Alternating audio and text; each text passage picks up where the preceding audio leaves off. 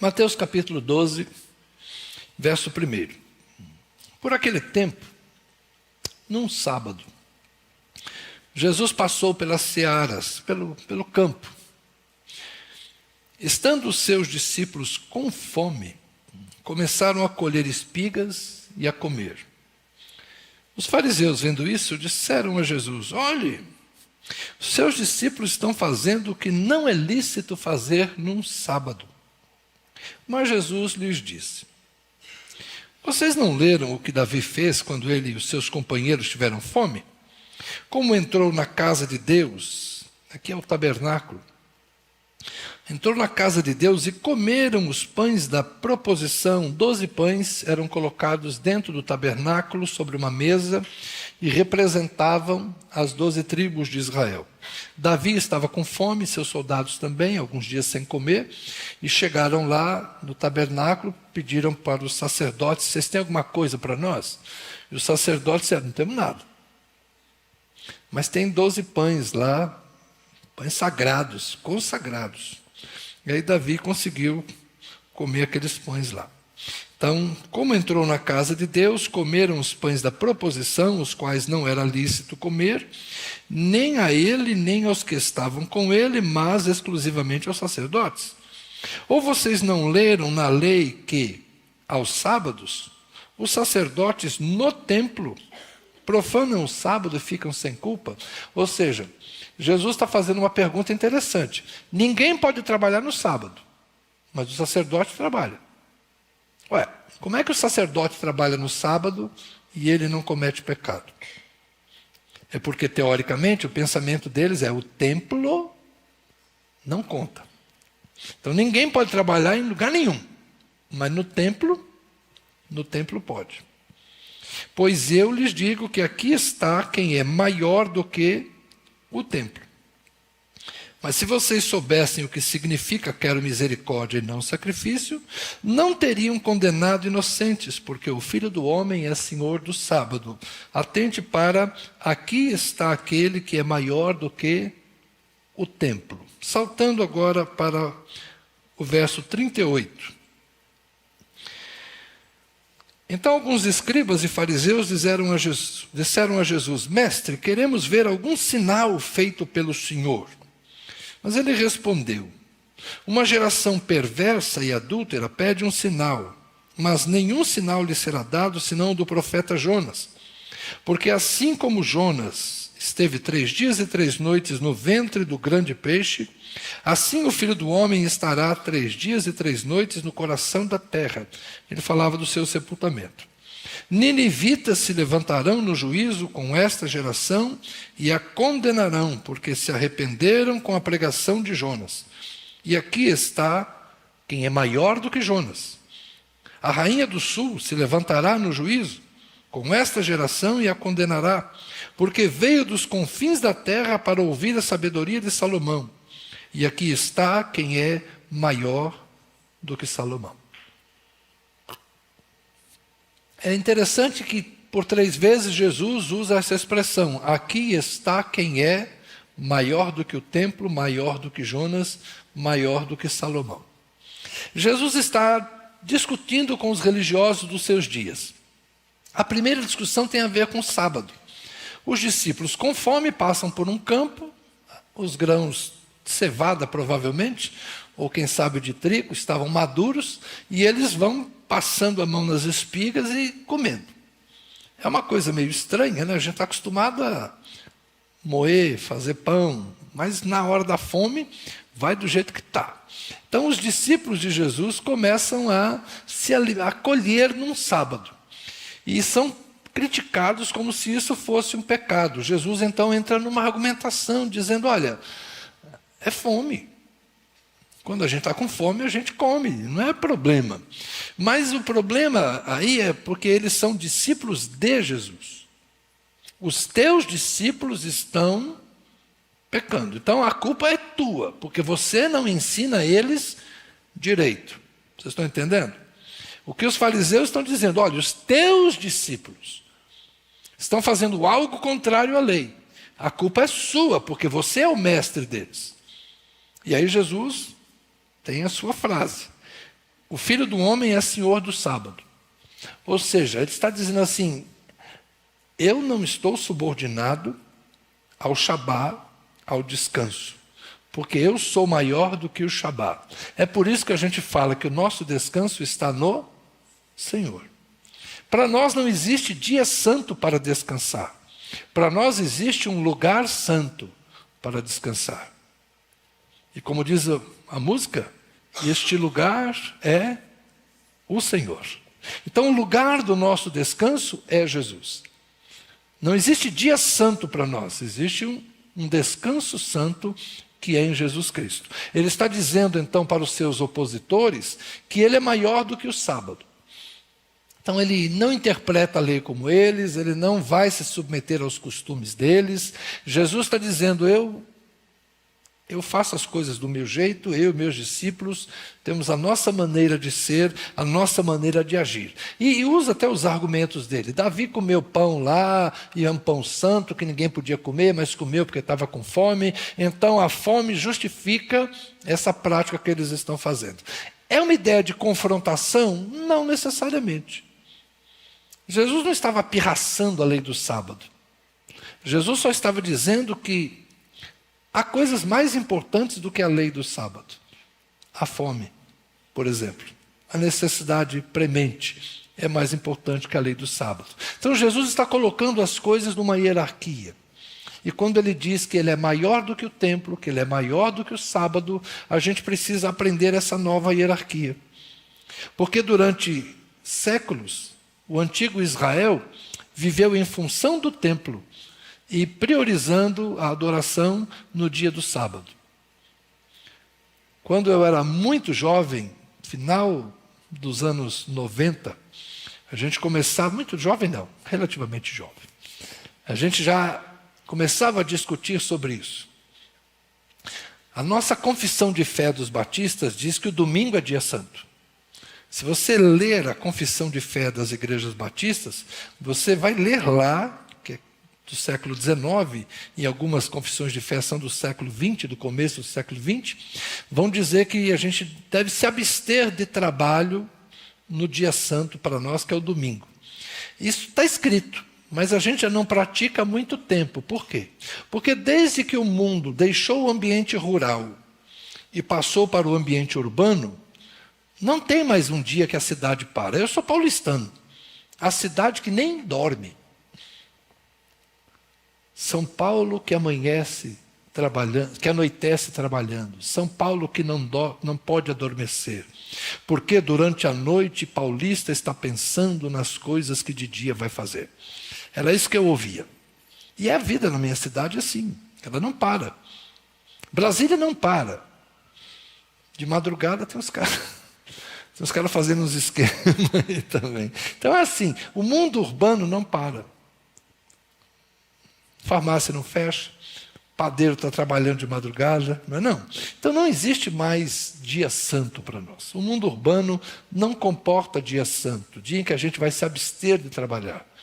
Isso não existe mais. Ah, isso é pecado? Não, não é pecado. O templo é um lugar santo. O templo é um lugar importante para nós. Nós não podemos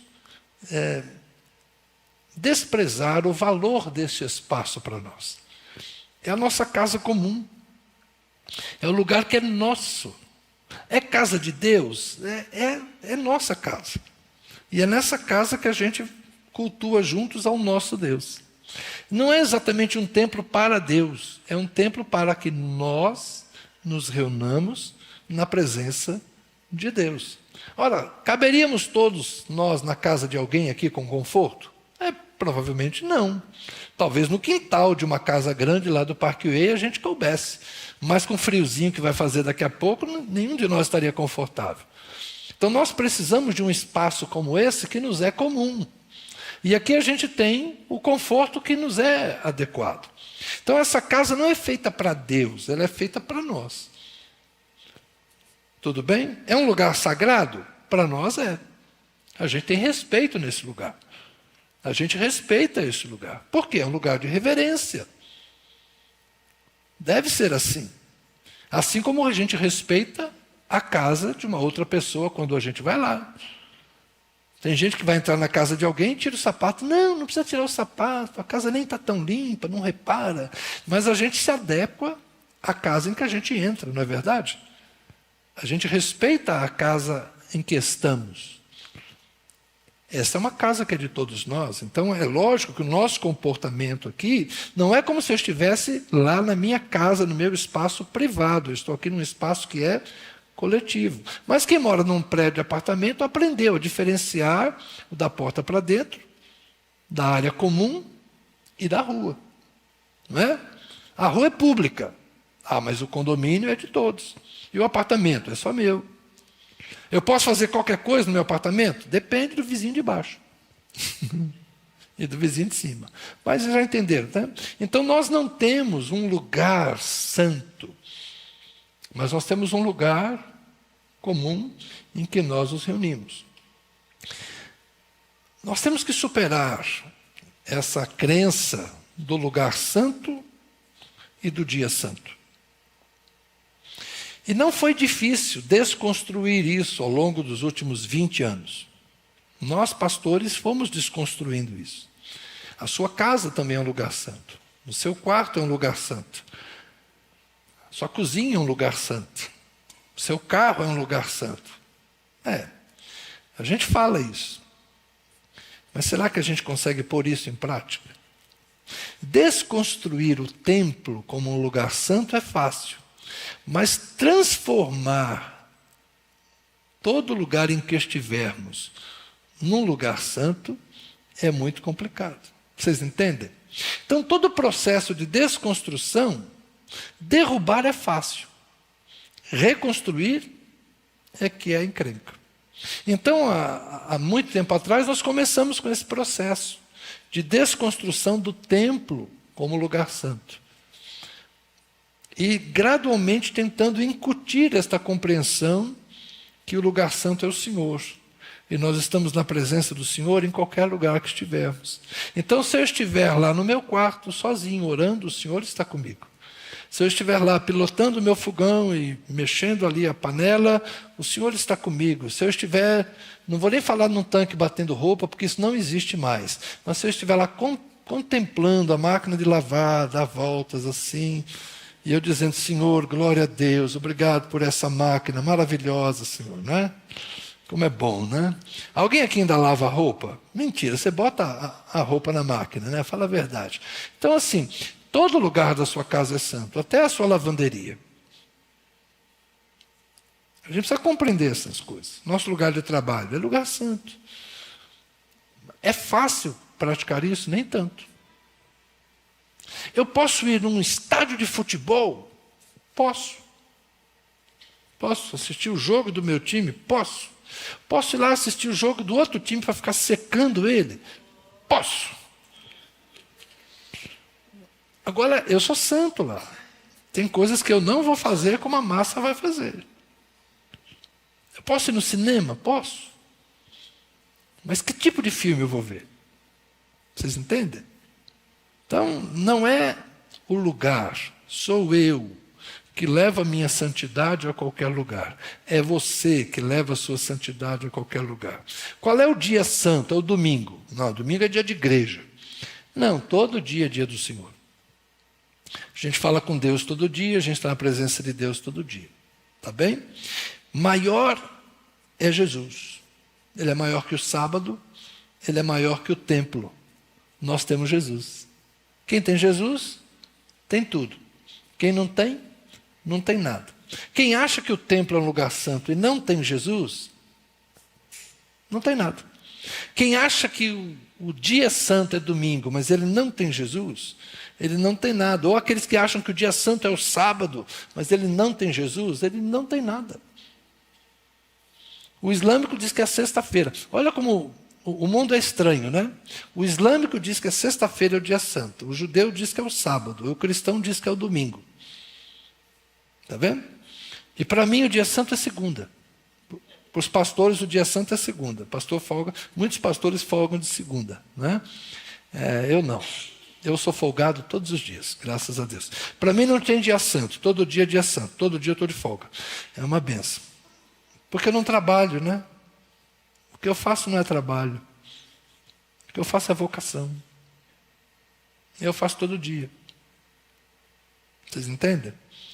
Todo dia eu estou trabalhando. E todo dia eu estou descansando. Porque eu trabalho com Deus. Então, meu trabalho é descanso. Meu descanso é trabalho. Não faz diferença. Que dia é hoje? Não importa. Eu tenho algo a fazer, eu vou fazer. Eu tenho uma missão a cumprir, eu vou cumprir. Não importa que dia é hoje. A vocação é isso. Tem gente que não entende, né? Vocação. Mas vocação é isso. Vocação é disponibilidade integral, o tempo todo. É assim que vivem os vocacionados. Tá bem? Não só no cristianismo. Em qualquer ambiente religioso em que se entende a vocação. A vocação não é algo que eu posso abrir mão em determinado horário do dia. Não. A vocação é de tempo integral. É assim que a gente vive. Ok? Mas então entendam que Jesus é maior que o sábado, Jesus é maior que o templo, e nós precisamos transcender essa compreensão de ficarmos limitando a obra de Deus a um lugar ou a um determinado dia. Você tem que ser cristão 7 dias por semana, em qualquer lugar onde você estiver, porque Jesus está com você. O Espírito de Cristo habita em nós. A diferença é que na velha dispensação, na velha lei, eles pensavam que Deus morava no templo. Mas agora Jesus disse que Ele habita em nós. Então, onde quer que a gente esteja, quando for, qualquer momento, você é uma pessoa abençoada, sagrada, consagrada e abençoada por Deus. Amém? Mas o segundo momento em que Jesus fala que ele é maior que Jonas e ele é maior que Salomão. Aqui há algo interessante, que é transcender a ideia de um povo santo. Jonas, para quem não está familiarizado com o Antigo Testamento, é um profeta israelita que é enviado ao povo assírio, que na época era o grande império dos seus dias e era uma ameaça, inclusive, para o povo de Israel. E Jonas é enviado à capital do império assírio para adverti-la. Deus vai punir vocês, Deus vai destruir Nínive, se Nínive não se arrepender. E na história de Jonas, o rei de Nínive ouve aquela ameaça e apregou um jejum, e os ninivitas se arrependem, e o castigo que estava sendo anunciado é adiado. Jonas fica chateado com isso. Capítulo 4 do livro do profeta Jonas é interessante, ele tendo entregue a sua notícia, porque ele andou pela cidade toda, durante 3 dias, se me falha a memória, ele caminha pela cidade, e depois ele sobe na colina e fica lá esperando cair fogo do céu, feito Sodoma e Gomorra. A intenção de Jonas era que Nínive não se arrependesse e que a cidade fosse destruída. Então ele fica lá admirando a paisagem, esperando cair fogo do céu. Está parecendo um certo momento de hoje, né, que tem gente torcendo para cair fogo do céu, né? E Jonas está lá esperando, aí Deus faz nascer uma boboreira, uma planta, faz sombra na cabeça de Jonas, ele fica feliz, dali a pouco a planta morre, e Jonas começa a reclamar, porque ele não vê a destruição chegar, e sente o desconforto do sol na sua cabeça, e ele fala, Deus, só bem que podia me matar, né? Estou eu aqui, bem que eu podia morrer. Aí Deus fala com Jonas, isso é engraçado, né, Jonas? Você está com pena porque essa planta nasceu e morreu, e você não tem compaixão de 120 mil pessoas que estão em Nínive. Então, a história de Jonas é para a gente pensar na compaixão que Deus tem por um povo que não é, teoricamente, né, o povo santo de Israel. Certo? Essa é a questão. Israel é o povo santo. Os assírios é um povo ímpio. Bom, que Deus destrua os assírios, mas Deus não faz isso. A outra referência que Jesus faz é a rainha de Sabá. Era uma rainha etíope, vem, portanto, do norte da África. e vai a Israel para aprender a sabedoria de Salomão e fica admirada de Salomão. Então, Jesus está dizendo, eu sou maior que Salomão, eu sou maior que Jonas. Por que isso aí? O que isso tem a ver? Eles estavam querendo um sinal de que Jesus era o Messias. Olha que interessante. Quando eles pediram a Jesus, dá um sinal para nós que você é o Messias. Jesus fala assim, eu não vou dar nenhum sinal. O sinal que vai existir é o sinal de Jonas. Assim como Jonas esteve no ventre do peixe 3 dias e 3 noites, se alguém aqui não acredita na história de Jonas, acha que esse negócio de Jonas ter sido engolido pela baleia, é uma baleia, né? Eu sei que baleia não é peixe, mas, por favor, na época da Bíblia não havia classificação dos animais, ainda não existia zoologia. Então, na época da Bíblia, o que vivia no mar é peixe, ok? Então, é um erro científico, mas desculpável. Então, Jonas passou 3 dias no ventre da baleia. Você talvez diga assim, eu não acredito nessa história, problema seu. Jesus acreditava. E entre a sua opinião de não acreditar e a opinião de Jesus que acreditava, com todo respeito à sua liberdade, eu fico com Jesus. Eu acredito na história de Jonas. Ponto.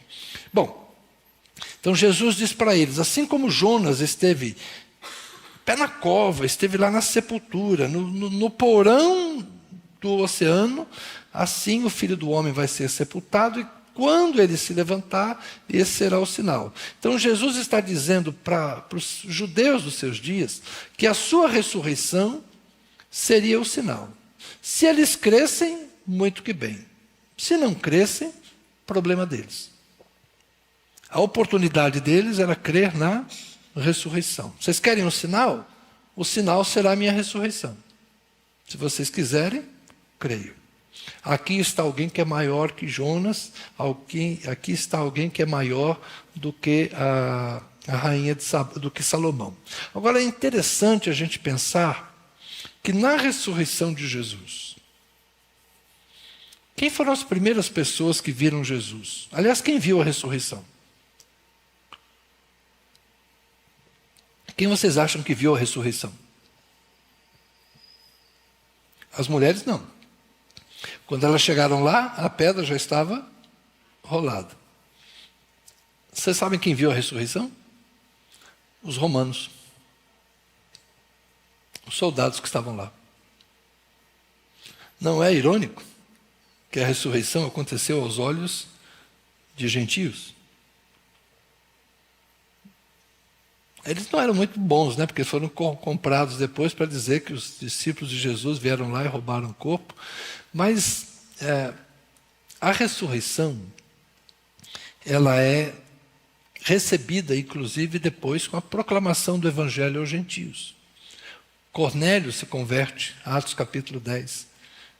Samaritanos se convertem, Atos capítulo 8. Gregos se convertem, Atos capítulo 11. E outros tantos vão se convertendo à medida que o Evangelho vai sendo pregado. Então, o testemunho da ressurreição vai se espalhando pelo mundo e gentios, não judeus, vão crendo. O que Jesus está dizendo aqui é que assim como Jonas foi enviado a gente que não era povo santo, assim como a rainha de Sabá, que não era do povo santo, veio da África para aprender a sabedoria de Salomão, assim o sinal da ressurreição seria dado aos povos. E Oséias já havia profetizado, Isaías já havia profetizado, que gente que não era chamada meu povo será reunida. Então a conversão dos gentios sempre esteve no coração de Deus. Eu gostaria de convidar vocês a lerem os antigos profetas e lerem o Novo Testamento, lerem Atos, lerem Lucas, lerem algumas cartas de Paulo, para que juntos cheguemos à compreensão, principalmente a carta aos Efésios, capítulo 2, que não há mais separação entre judeus e gentios. A parede da inimizade que havia foi derrubada, e na cruz de Jesus Cristo fomos reconciliados, de modo que não há nem judeu nem gentio na presença de Deus. Não existe mais uma etnia santa. Existe um povo santo. E esse povo santo é formado por gente de todo povo, língua, tribo e nação. A igreja é multicultural, a igreja é multiforme, a igreja é multirracial, a igreja inclui homens e mulheres, a igreja inclui sábios e incultos, a igreja inclui ricos e pobres. Na igreja não há distinção. Deus salva gente de todo tipo, porque Deus salva por meio de Jesus Cristo, e Jesus Cristo é maior do que Jonas, é maior do que Salomão, é maior do que Davi, é maior do que Moisés e é maior do que Abraão. Não há uma etnia que seja especial. Há um lugar onde todos nós podemos estar: Jesus. É um Espírito, o Espírito de Cristo, que é derramado sobre toda a igreja. Então eu convido você a transcender essas antigas compreensões de que existe um dia santo, de que existe um lugar santo e de que existe uma etnia que é distinta, porque em Cristo não há mais. Quando Jesus ressuscitou para fazer em si uma nova humanidade. Há uma nova humanidade que ela é recriada em Cristo Jesus. E ela é um sinal para a eternidade. Hoje, eu e você, a maior parte que estamos aqui, talvez a totalidade, sejamos brasileiros. Talvez tenha algum outro de outra nacionalidade. Mas um veio de cá, outro veio de lá, eu descendo de português com italiano, você é de outra origem, não importa. Aqui agora nós somos brasileiros. Mas quando a gente chegar lá, na presença de Deus, é uma coisa só. Deus tem um povo em toda a terra. E se chama igreja, o corpo de Cristo. Então você é irmão. Você é irmão daquele argentino que está glorificando a Jesus lá do outro lado e torce para o Boca Júnior. Você é irmão do russo. Você é irmão do chinês, você é irmão do japonês, você é irmão de todos. Do iraniano, do persa, do africano. Você é irmão de todos aqueles que confessam Jesus Cristo. Você tem irmãos coreanos. Você tem irmão de todo o povo, língua, tribo e nação. Você tem irmão vivendo lá em iglu no Polo Norte. Você tem irmão, talvez, lá numa estação científica que está na Antártida. Você tem irmãos em todos os lugares. Você tem irmãos em diferentes épocas. E quando a gente chegar na glória de Deus, vai ser uma coisa tão maravilhosa. Porque você vai conhecer gente de todo lugar e de todas as épocas. E todos nós poderemos dizer: cheguei aqui entrando pela mesma porta, percorrendo o mesmo caminho. Cheguei aqui porque por mim foi pago o mesmo preço. Cheguei aqui por meio de Jesus Cristo. Não há judeu, não há grego, não há homem, não há mulher, não há escravo, não há livre, não há culto, não há ignorante. Todos que chegarmos lá, chegaremos pela graça de Deus. Então vamos superar essas barreiras que a gente ainda levanta. Barreiras de preconceito, barreiras de resistências culturais. A gente tem, mas vamos superar essas coisas. E vamos entender que maior é Jesus. Maior que o templo, maior que Jonas, maior que Salomão. Você pode ter seus heróis da Bíblia, mas maior que todos eles é Jesus. Amém? E nós estamos em Jesus, por Jesus, e vivemos para Jesus. Que Deus nos ajude nesse mundo insano de tantas bandeiras que a gente possa, acima de tudo, hastear a bandeira com o nome de Jesus. Amém? O pessoal da música pode voltar? Hoje eu quero cantar uma música no final. Queria convidar você a se colocar em pé. E eu vou fazer uma oração. Se você quiser me acompanhar, faça a sua. Mas eu vou fazer uma oração pedindo a Jesus que me livre dos preconceitos e das dificuldades que talvez eu tenha de aceitar os diferentes. Sejam por denominação, seja pelo jeito de adorar e de cultuar. Às vezes a gente tem preconceitos religiosos, preconceitos culturais, preconceitos étnicos, raciais. Às vezes alguns de nós são machistas, acham que os homens são mais importantes que as mulheres. Talvez algumas mulheres vivam isso na pele. Então vamos orar para que Deus nos ajude a superar estas coisas e nos tornarmos pessoas que enxergam em Cristo todos nós como iguais, todo lugar como santo, todo dia como dia de graça. Senhor, eu oro por mim mesmo, pedindo ao Senhor que converta o meu coração.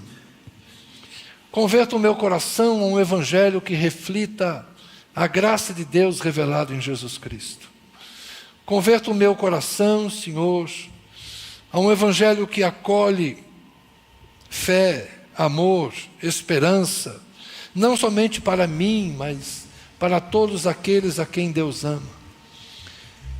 Converte o meu coração, Senhor, a um coração misericordioso, para que, como aquelas pessoas dos dias de Jesus, eu entenda que misericórdia é o que o Senhor quer, e não sacrifício.